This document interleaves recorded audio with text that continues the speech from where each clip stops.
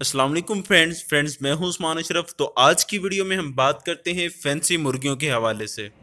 तो friends, video शुरू करने से पहले बताता चलूं कि वो भाई जो मुझसे फेस टू फेस मिलना चाहते हैं, कारोबारी मशावरत करना चाहते हैं, तो वो हर महीने की पहली इतवार उरा इंजीनियरिंग डस्का में तशरीफ लाएं। यहाँ पे आपसे होगी फेस टू फेस मुलाकात और इसके अलावा आप छोटे बड़े कारोबार के लिए यहाँ पे मुख्तलिफ मशीनें देख पाएंगे।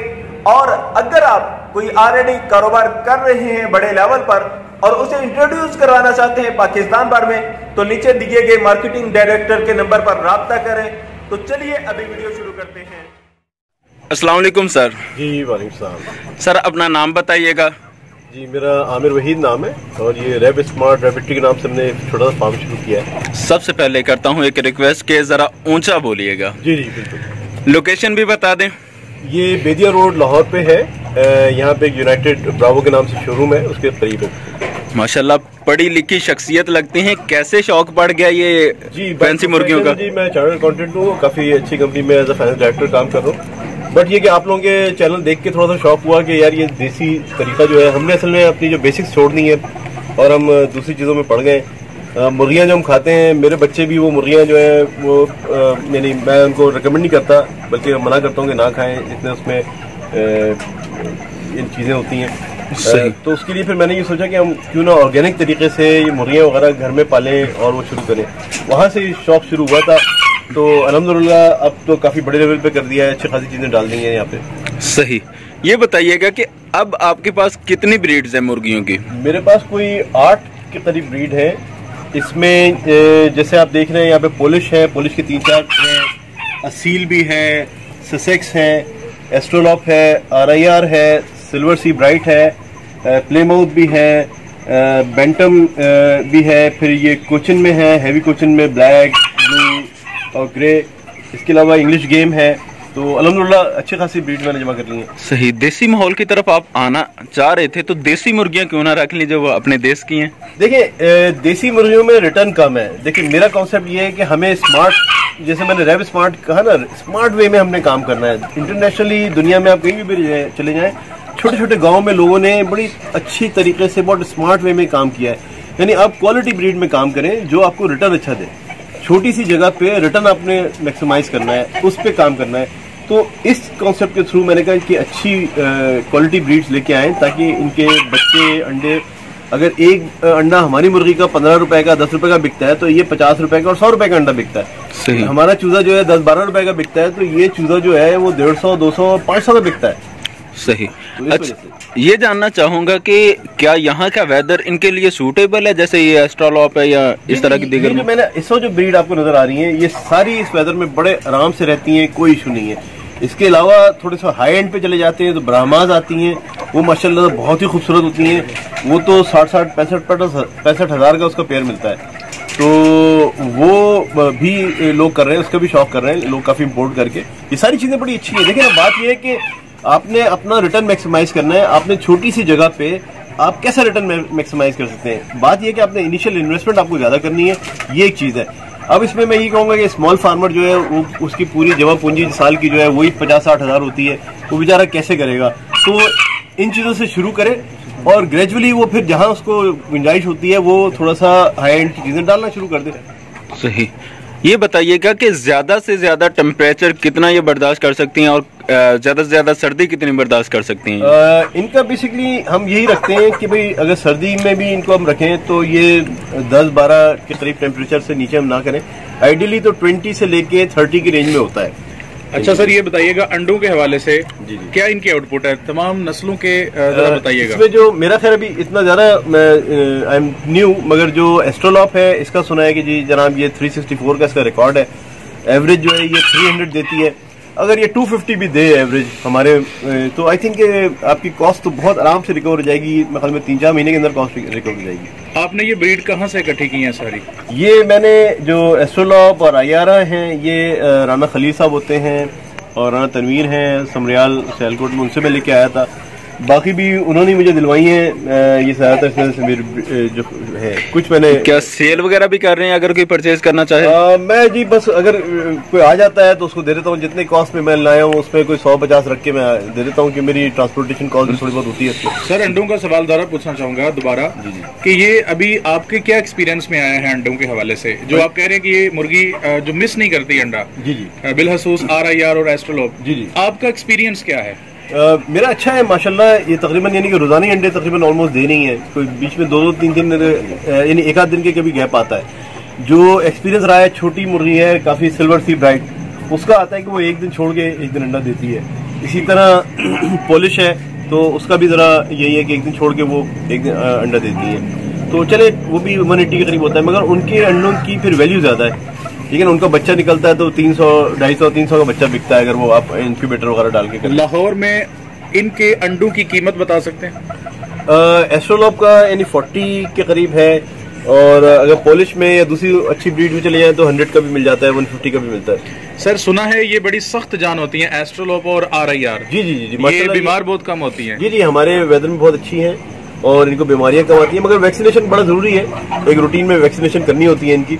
मैं अभी तो न्यू, मगर गाइडेंस लोगों से लेके मैं प्रॉपर रेगुलर उनकी वैक्सीनेशन वगैरह मैंने की हुई है। ये तो सख्त जान है, मगर आपके पास मुख्तलिफ नस्लें हैं। जी जी। कोई ऐसी नस्ल भी है जो ज्यादा प्रॉब्लम कर रही है? नहीं जी, अभी तो अल्हम्दुलिल्लाह ये सही है। ये मैंने बहुत ज्यादा यानी एवरेज ली है, ये मैंने बहुत हाई एंड की नहीं है। जो एवरेज बड़ी होती हैं, जैसे मैंने कहा ब्राह्मास वगैरह होती हैं, वो उनके नखरे काफी होते हैं। उनको टेम्परेचर, उनकी हाइजीन वगैरह वो जरा डिफरेंट तरीके से होती है। जैसे मैंने रैबिट्स रखे हुए, तो उनका जरा मेंटेन करने का तरीका अलग होता है। ये एक तरह से समझ ले देसी स्टाइल में रह रही है। सर इनकी वैक्सीनेशन या मेडिकेशन आम मुर्गियों की तरह ही है या कुछ स्पेशल करना पड़ती है? नहीं जी, बिल्कुल सेम है, वही है। तो मैं यही कहना चाह रहा हूँ कि देखें, आप देसी मुर्गी रखते हैं, वो आपको जितने की बिकेगी, जितनी मेहनत आपको करनी है, दाना भी वो उतना खाएगी, पानी भी, मेहनत भी आपसे उतनी करवाएगी, मगर ये आपको उससे 10 गुना ज्यादा आपको रिटर्न देगी। सर फीड के हवाले से जरा तफसील से बताइएगा, तमाम मुर्गियों की मुख्तलिफ इकसाम जो है, फीड क्या है इनकी? देखिए जी, मैं जैसे बच्चे होते हैं, चूजे होते हैं, तो उनको तो 0 का नंबर का फीड आता है या 4 नंबर का आता है। ब्रीडर जो होती हैं उनको हम तकरीबन 13 नंबर का आता है, 18 भी हम दे सकते हैं। और कुछ दूसरी जो यानी कि आप अगर सिर्फ गोश्त के लिए करें तो उनके लिए जरा डिफरेंट ब्रायलर वाला फीड जो था। जगह के हवाले से बताइएगा, कितनी मुर्गियों के लिए आपने कितनी जगह मुख्तस की है? देखिए, अब जैसे ये एक शेड छोटा सा बनाया हुआ है, यहाँ पे हम आराम से 25 से 30 मुर्गियां इस उसमें रख सकते हैं। ये तकरीबन 10 बाय 8 का शेड है, तो अल्हम्दुलिल्लाह इसमें हम आराम से 25-30 मुर्गियां रख सकते हैं। आपके फ्यूचर प्लान्स क्या हैं इन तमाम मुर्गियों की नस्लों के हवाले से? मेरा ये है कि अभी तो ये मैं एक्सपीरियंस के लिए रखी थी ये वाली। अब ऐसा ऐसा मैं जो है हाई एंड की, जैसे मैंने कहा ब्राह्मास है, इस टाइप की है, बाहर से आप इंपोर्ट कर सकते हैं। बात वही है, जैसे मैंने कहा कि ये ब्राह्मास आज से 2 साल पहले यानी कि 1-1 लाख का एक पीस बिकता था, अब वो गिर के 30-35 पे आ गया है। तो मेरा भी यही अब हो गया है कि मैं ये सोच रहा हूँ कि इसको भी अगर हम इंपोर्ट करें, जिस तरह मैंने रैबिट्स का इंपोर्ट करना शुरू की है, तो वो 30,000 वाला अगर हम 10,000 में, 15,000 में ले आते हैं अल्हम्दुलिल्लाह आगे चल के, तो ये चीज भी हमें लोकल ब्रीड इसकी लानी चाहिए। मुख्तलिफ जानवरों में मुख्तलिफ जानवरों की क्रॉस करवाई जाती है। जी जी, आपका इसके हवाले से क्या रद्द अमल होगा? मेरे ख्याल में तो जो प्योर आपकी वो कहते हैं हेरिटेज होती है, या उसकी जो प्योर ब्लड लाइन होती है, उसको मेंटेन करना चाहिए। मिक्स में वो होता ही है कि वीक हो जाती है इनकी नस्ल, तो कोशिश करें कि जो नस्ल चल रही है उसी को चलाएं। अल्हम्दुलिल्लाह वो बड़ी अच्छी खूबसूरत होती है, उनकी अपनी यूनिकनेस होती है। कहा जाता है कि ये खुद हैचिंग नहीं करती, क्या आपका हैचिंग का भी प्रोग्राम है? जी जी, मैंने इंक्यूबेटर डाले हुए, तो जो अंडे निकलते हैं हर 2-3 दिन को छोड़ के फिर मैं वो अंडे लगाता रहता हूँ। तो ये कि एक में हमने 200 एग्स का रखा है और बाकी हमने 1200 वाला। यानी आप अभी तक इनके अंडे अपने यूजेज में खाने के लिए नहीं ला रहे, बल्कि उसे ब्रीड ले रहे हैं? जी जी, मैंने जो आते हैं सीधे वो इंक्यूबेटर में चले जाते हैं। सर छोटा सा सवाल है, फी मुर्गी या तमाम मुर्गियों पे रोजाना आने वाला खर्चा क्या है?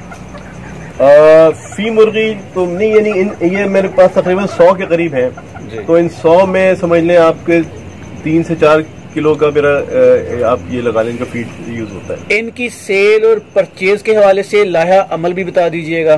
देखिए, आजकल तो माशाल्लाह सोशल मीडिया पे ग्रुप्स इतने सारे हैं कि अगर आपको कोई सेल करना हो या परचेज करना हो, आप किसी भी ग्रुप में डाल दें, फेसबुक पे अपना एक पेज बना लें, उसमें डाल दें, वो लोग घर से आगे ले जाते हैं। अभी भी मेरे पास कुछ लोग आगे हैं और they are interested in buying, ठीक है, तो वो आपको कोई इशू नहीं होता। इनकी सुबह से लेकर शाम तक की रूटीन तो थोड़ी सी लंबी हो जाएगी, सिर्फ पानी का और सफाई का शेड्यूल बता दीजिएगा। देखिए, इनका ये होता है कि हम हर तीसरे दिन इनके शेड की सफाई करते हैं पूरी, और इसमें दोबारा से नीचे जो है ना वुड शेविंग होती हैं, या अभी जैसे वो चावल का छिलका आने वाला है वो हम नीचे डाल देंगे। प्लस इनके साथ वो चूना होता है, चूना हम डाल देते हैं ताकि उससे कोई जरासीम वगैरह ना आए। तो ये एक सफाई का हो गया। दाना हम दिन में 2 बार डालते हैं, एक बार सुबह देते हैं और एक बार शाम में देते हैं। पानी हम शाम में हटा लेते हैं, दिन में ही पानी होता है। पानी के साथ हम ये करते हैं कि विटासोल का एक वो आता है, विटामिन आती हैं, तो वो मिक्स करके हम हर हफ्ते इनको विटासोल का एक वो करवा देते हैं। आपका रुझान ऑर्गेनिक फार्मिंग की तरफ है, तो क्या इनको खुला भी छोड़ते हैं? जी जी, मैं मुर्गियों को थोड़ी थोड़ी करके हम खुला छोड़ते हैं, बल्कि वो हमने कुछ यहाँ पे छोटी मोटी अपने लगाई थी लुसन वगैरह अपने खरगोशों के लिए, वो सारी खा गई हैं। पाकिस्तान में जितनी भी मुर्गियों की अकसाम है उनमें फैंसी मुर्गी की फार्मिंग को 100 में से कितने नंबर देना पसंद करेंगे? ये तो 100/100 ही होगा। थोड़ा सा इसमें बस रिस्क ज्यादा होता है रैबिट के हिसाब से, कि अगर इसमें कोई बीमारी आ गई और आपने सही तरह कंट्रोल नहीं किया तो पूरा का पूरा फ्लॉक ही आपका एकदम उड़ जाता है। फैंसी मुर्गियों के हवाले से जो लोग आपसे रहनुमाई हासिल करना चाहें, राब्ता करना चाहें या खरीदना चाहें, आप तक रसाई कैसे हासिल करें? जी, मैं अपना नंबर शेयर कर लूंगा जी, आप लोग बिल्कुल जो लोकेशन भी बता दीजिएगा अपने। जी, ये जी लाहौर में है, बेदिया रोड पर है। यहाँ पे हमारे यहाँ ये यूनाइटेड मोटर्स के नाम से एक शोरूम है जिन्होंने ब्रावो गाड़ी इंट्रोड्यूस की थी, बस उसके सामने गली में है। सर, बहुत अच्छी इन्फॉर्मेशन आपने हमारे साथ शेयर की, बहुत शुक्रिया आपका। जज़ाकल्लाह। अस्सलाम वालेकुम। तो जी फ्रेंड्स, उम्मीद है कि आपको वीडियो पसंद आई होगी। अगर वीडियो पसंद आए तो इसे लाइक शेयर कमेंट जरूर करें, चैनल को करें सब्सक्राइब ताकि नेक्स्ट आने वाली वीडियोस आप तक पहुंचती रहें। जज़ाकल्लाह। अस्सलाम वालेकुम।